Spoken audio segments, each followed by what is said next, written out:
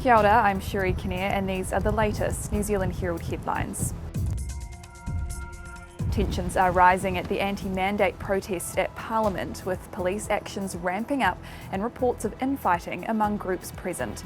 It comes after Tuesday saw some of the most violent scenes of the now 16-day occupation. 3 officers were hospitalised after an unknown substance was thrown on them, and 3 people were arrested, including the driver of a car that deliberately drove towards police. Police Assistant Commissioner Richard Chambers said they were appalled by the behaviour. The behaviour of a certain group within the protest community is absolutely disgraceful.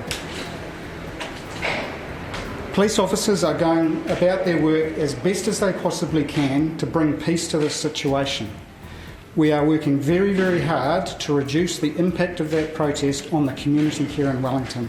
And to be met with the resistance that we saw this morning is very disappointing for everybody.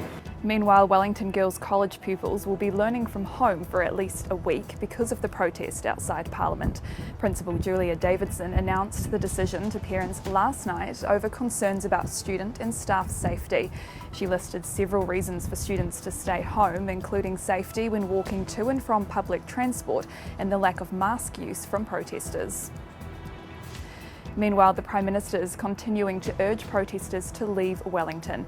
Jacinda Ardern says peaceful protests are a cornerstone of New Zealand's democracy, but she's appalled by the actions of some of the protesters in the capital yesterday morning.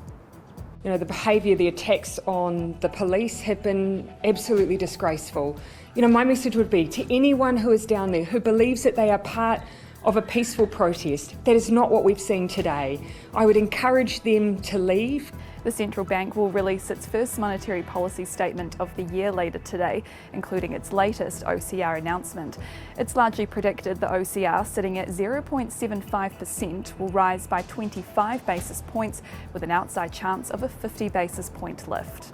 In world news, Western leaders are moving fast to try and stop Russia from tightening its grip on Ukraine. Germany has frozen a new gas pipeline and the United Kingdom has hit Russian banks with sanctions. At the same time, a speech by President Vladimir Putin is suggesting he's not finished yet. Russia's parliament has approved treaties with the 2 breakaway regions in Ukraine's east. And the Queen will miss a planned virtual engagement later today as she's still experiencing mild cold-like COVID symptoms.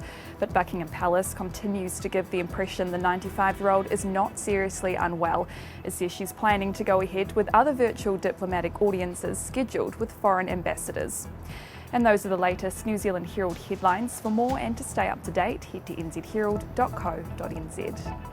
Thanks for checking out our YouTube channel. To stay up to date with all the latest news from the New Zealand Herald, click the subscribe button below or check out one of the videos here, and head over to nzherald.co.nz for more details on these stories and more.